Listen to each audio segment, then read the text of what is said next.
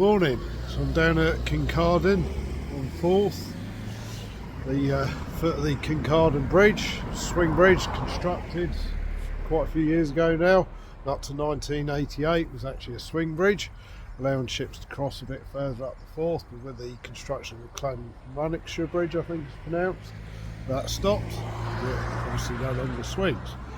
But yeah, we are here at the start of the Fife coastal path. Disappears through that archway. So I've got about 16.5 miles to North Queen's Ferry. That means once I've done this section, I'll have completed from here as far as East Weems, leave me a little section between East Weems and Lower Largo to do. And then it'll just be the last section after that. But yeah, the end is in sight. Yeah, 16.5 kilometres, about 28k. Takes me through Coal Ross, move first docks and grab a coffee because it's a bit chilly. And then just keep heading towards the Forth bridges, the Forth crossing. Hopefully get around the back of Rosyth dockyard. Might get some pictures there. Not sure how much I'll be able to see, but we'll have a look. Yeah, right, we'll crack on. But yeah, next time I see an archway like this, it's going to be at the end in Newborough. Right, let's go.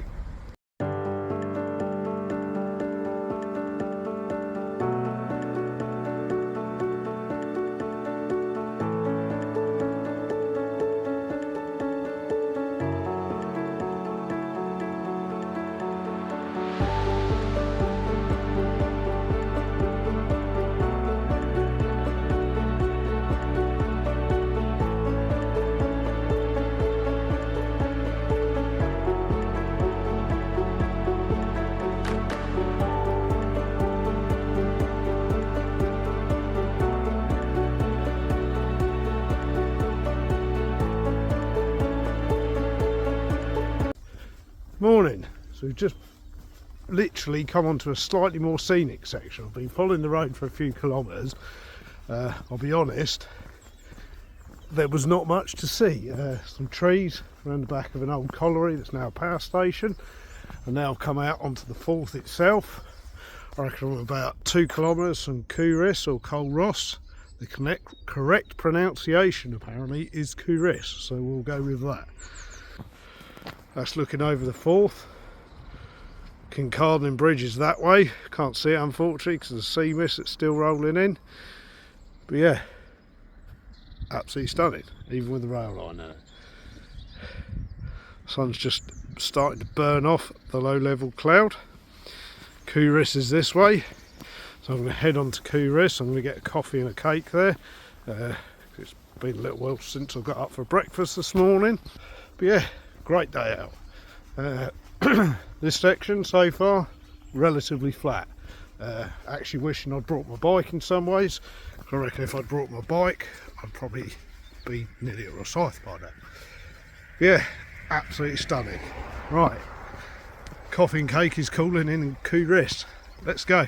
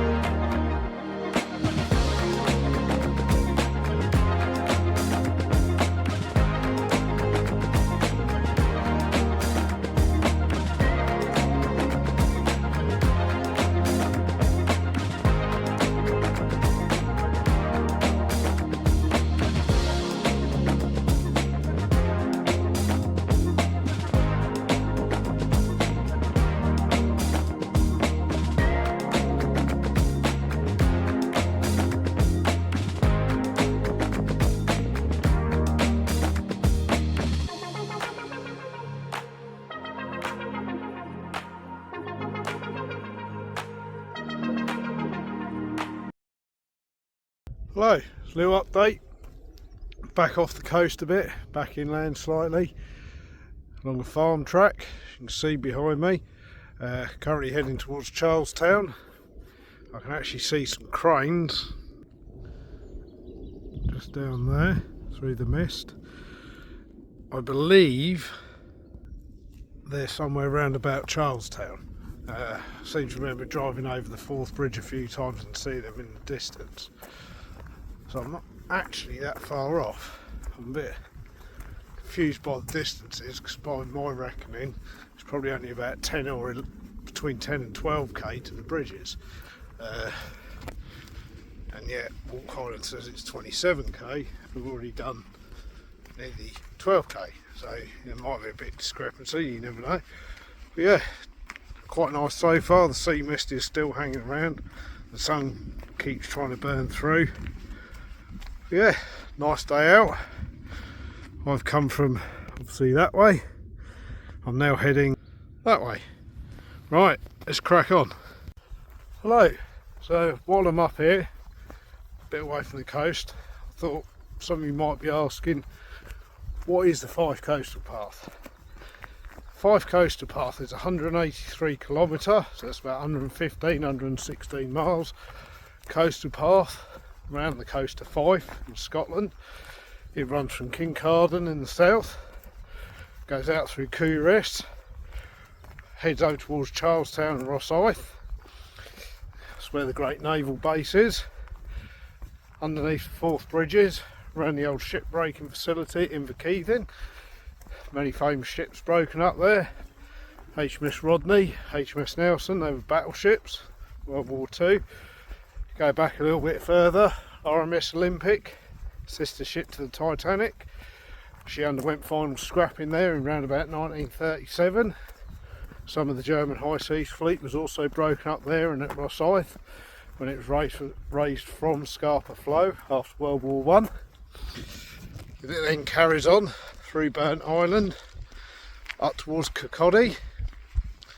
After Kirkcaldy it goes along the coast up towards East Weems, Leven, Lower Largo, around the coast to Ely, that's where the chain walk is, before heading on to St Monans and Anstruther, round to Crail, round Ness Point up to King's Barnes, then continues on to St Andrews, home of the world famous university, also home to the world famous golf course. It then continues up towards Lucas Station, that's the former RAF Lucas. After that it continues out through the Tentsmuir Forest. After the Tentsmuir Forest it heads around the coast on the Tay estuary to Tayport. After Tayport it then continues on to Newborough. When it originally opened in 2002 it was a bit shorter than it is now. It originally ran from North Queens Ferry round to Tayport. 2011 they extended it by putting this section in from Kincardine to North Queens Ferry. 2012 they extended it again to its current length, and they put the section in from Tayport down to Newborough. There's roughly 500,000 people a year use sections of it. Around about 35,000 people a year according to Wikipedia actually complete it, so that's a fair few. Walk Highlands breaks it down into about 11 stages. It's easily doable over about 9 to 10 days in my opinion.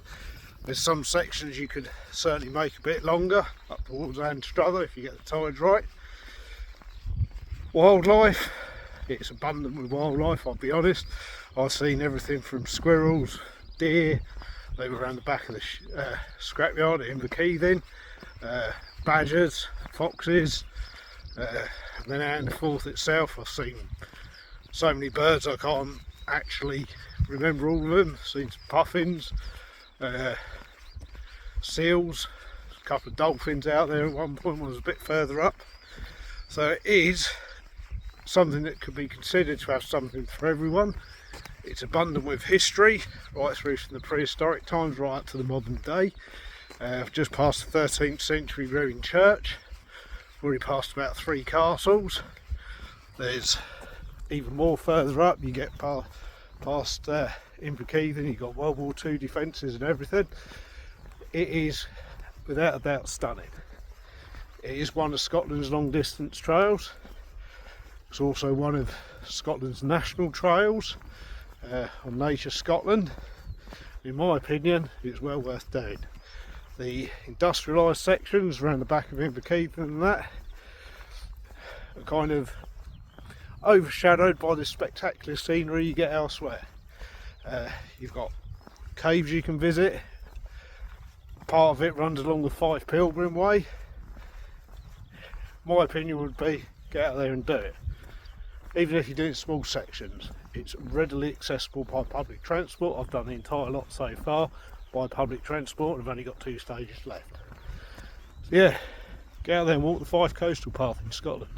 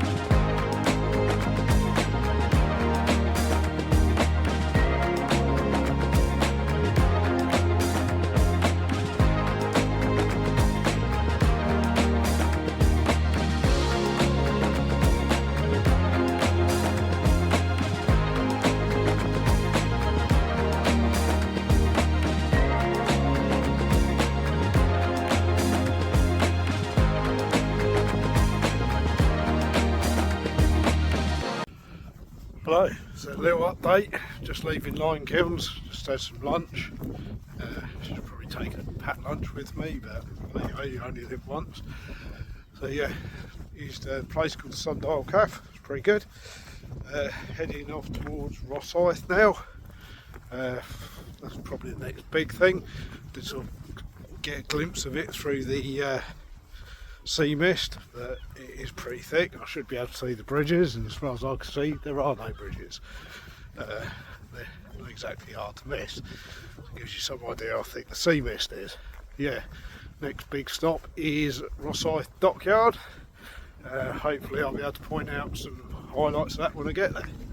But yeah, it is quite nice. I have got sunburn, even I put suntan cream on, so yeah, that's it. Quite red. But yeah, it's positively stunning. Great day to be out and about. Right, let's crack on.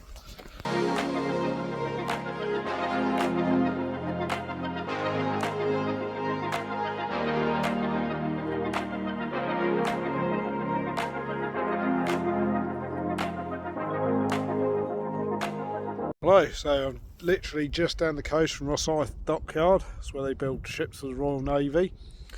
So I thought I'd just do a quick video and we'll see what I can point out for you.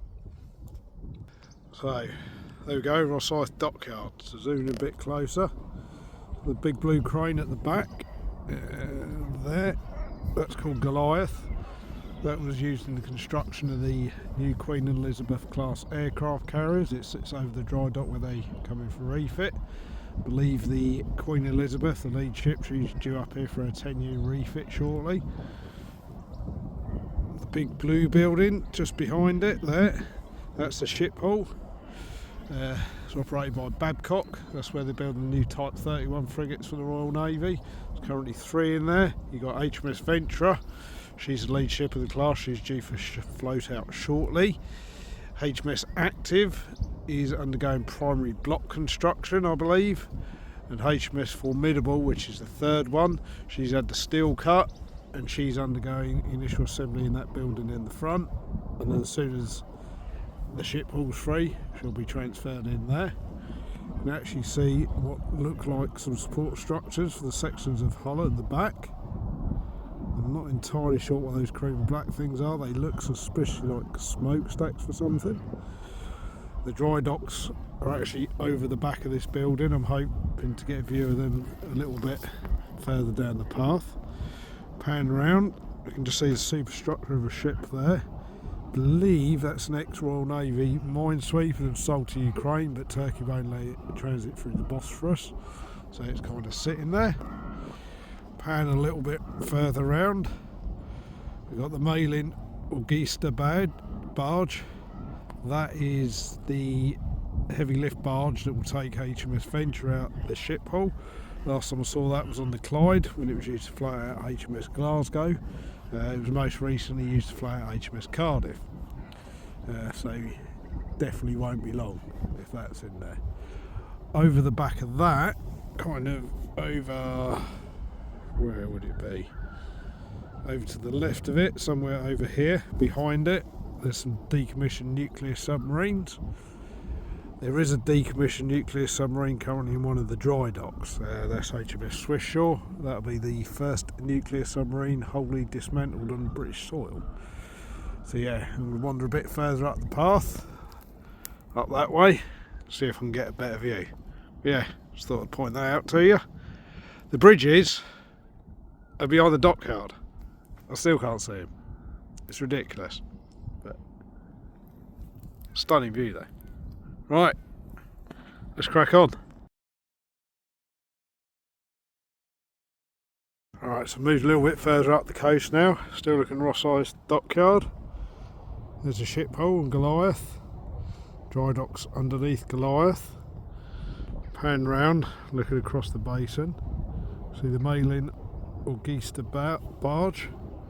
Just see there's some triangles on it. They're all being put into position to take on HMS Venture.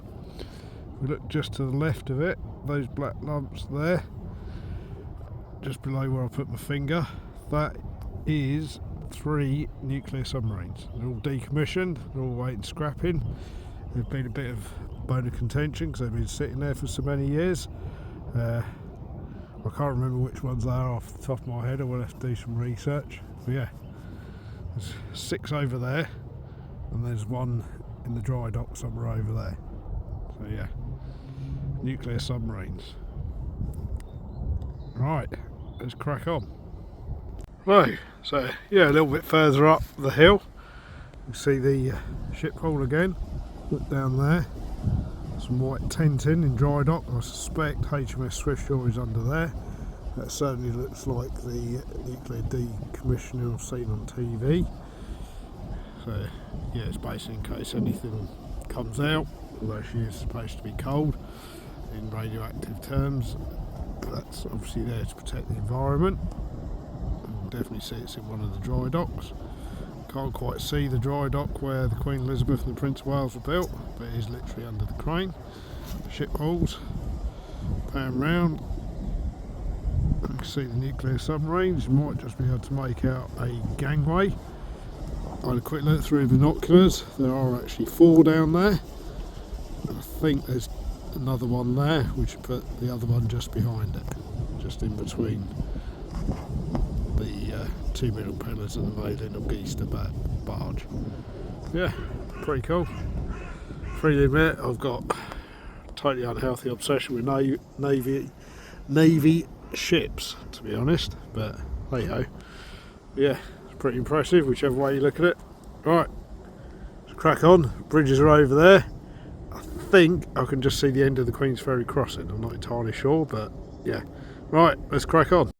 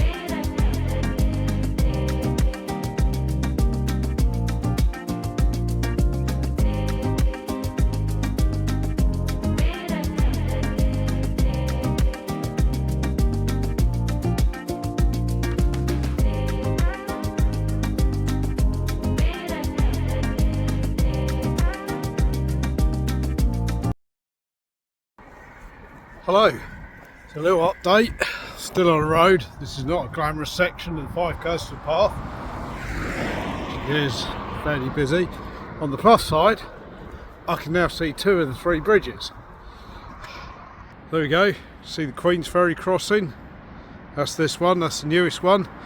When that opened in 2017, it was the longest, and I believe still is, triple pillar stayed bridge in the world.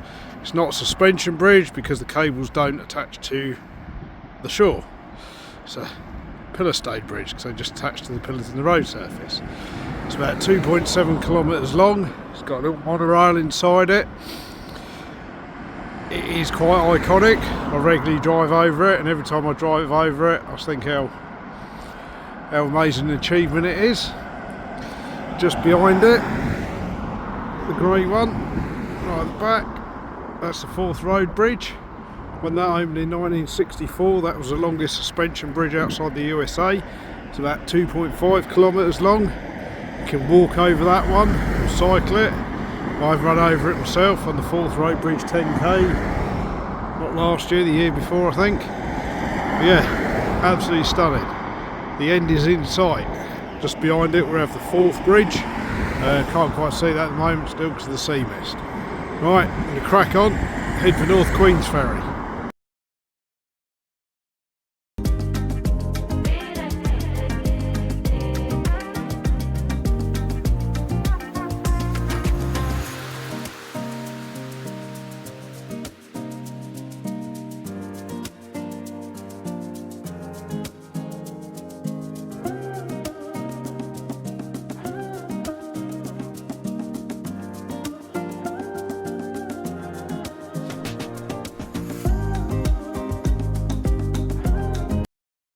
Hello, so I'm now in North Queen's Ferry. The end is kind of in sight.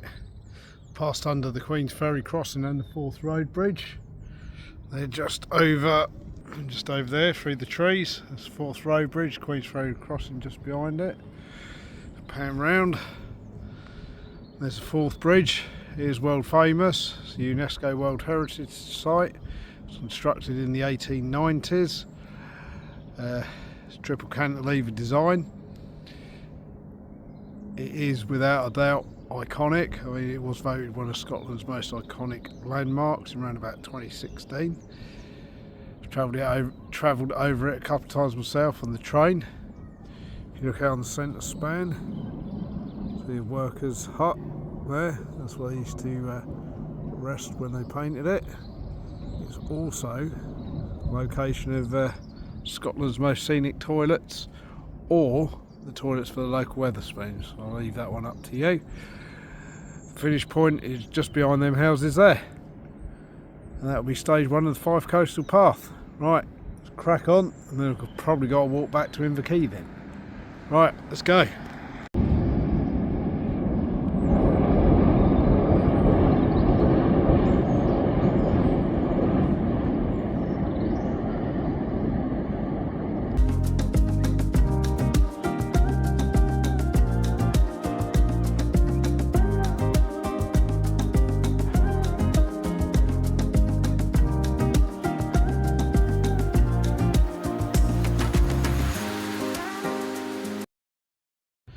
Yes, there we go. Stage 2 of the Fife coastal path done. Kincardine into North Queen's Ferry. I'm now done all along this side as far as East Wemyss. Now I've got a little section there to do. Once I've done that section, I've done as far as Tayport.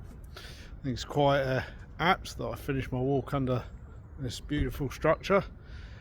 Yeah, absolutely outstanding. Cracking day out. I've got sunburn even though it was sea mist most of the day. Yeah, absolutely stunning. People ask me what Scotland's all about. It's not all about mountains. There's plenty of other low level walking that's readily accessible. This entire lot I've done by public transport.